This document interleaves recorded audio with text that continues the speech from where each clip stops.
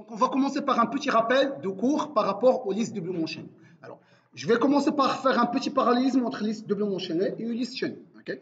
Donc, je vais tracer une petite ligne de distinction entre deux concepts.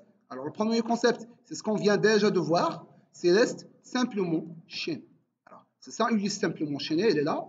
Okay. Chaque élément pointe sur l'élément suivant. Le dernier élément pointe sur nul.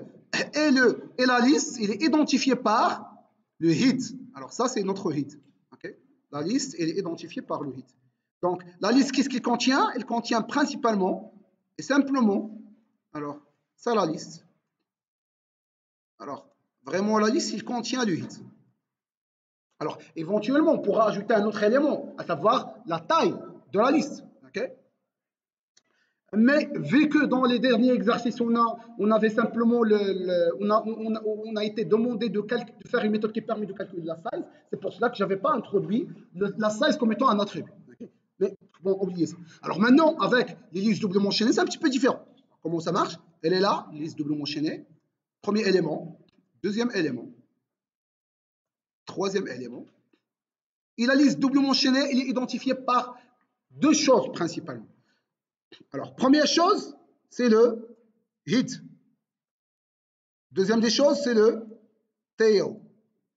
Et contrairement à la liste simplement enchaînée où chaque élément il est lié avec le next, et si on a une double liaison, chaque élément il est lié avec le next et avec le previous. Next, ça c'est next, et ça c'est previous.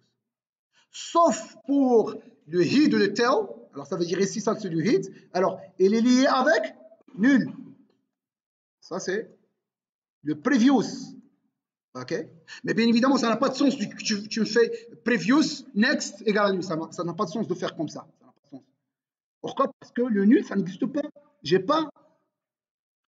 pas un contrôle sur le nul. Alors, le tail, le next de tail, il est égal à nul. Mais ça n'a pas de sens aussi de faire doublement enchaîné ici.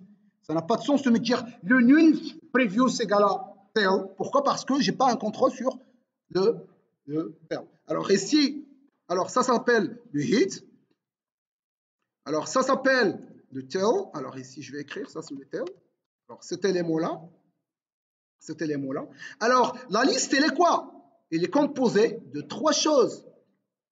Alors la liste, elle est composée de trois choses. Alors principalement de deux choses. Simplement du hit et du tail. Mais dans l'énoncé, ils ont introduit aussi une variable qui s'appelle size. Ça, c'est la liste. Alors ça, c'est la liste. Dans le contexte du doublement enchaîné, ça, c'est la liste. Okay. Dans l'énoncé, ils ont aussi ajouté le size. Le size aussi, on pourra l'ajouter ici. Ça veut dire quoi? Ça veut dire ici, on pourra avoir quoi? On pourra avoir le size. Et la liste, il est composé de deux parties.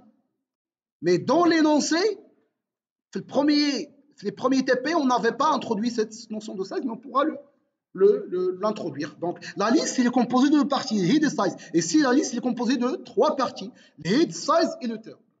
Okay.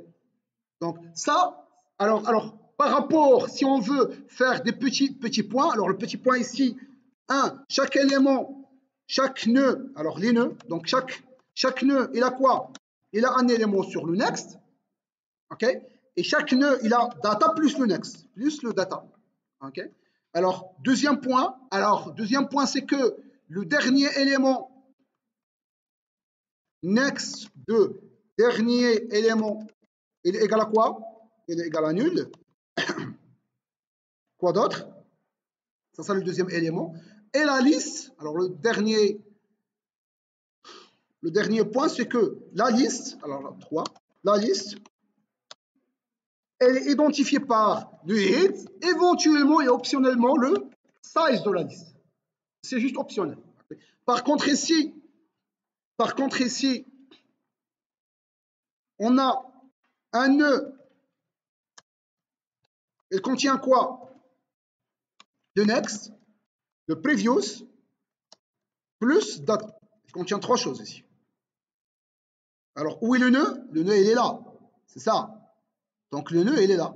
Alors, je vais juste zoomer un petit peu sur le nœud. Et le nœud, il est là. Il est composé de trois parties. Ça, c'est le previous. Ça, c'est le next. OK, ça, c'est le next. Ça, c'est le previous. Et ça, c'est data. Alors, toc. data.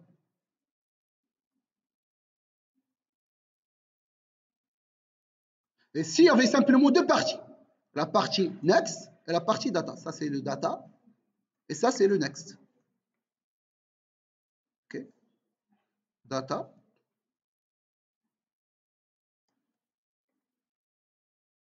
Et ça, c'est le next. Ça, c'est quoi? Ça, c'est le nœud. Je ne parle pas sur la liste. La liste, il est identifiée par le head ou size. Et si la liste est identifiée par le head, size du terme. Le nœud ici, il est identifié par trois choses. Alors, je vais l'écrire. Alors, le nœud, chaque nœud ici, il est identifié par le nœud. Ici, il est identifié par data plus un nœud étoile qui est le next. C'est ça un nœud ici. Alors, le nœud ici, c'est un petit peu différent. Alors, le nœud, c'est quoi?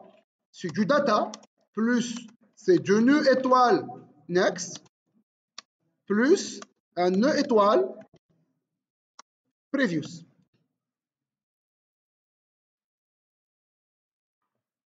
Donc, c'est ça. Donc, grosso modo, alors, non, je complète ici, je complète. Alors, le nœud, il est composé de next plus previous plus data, ok? Ça, c'est le nœud. Alors, c'est ça un nœud, ça, ok?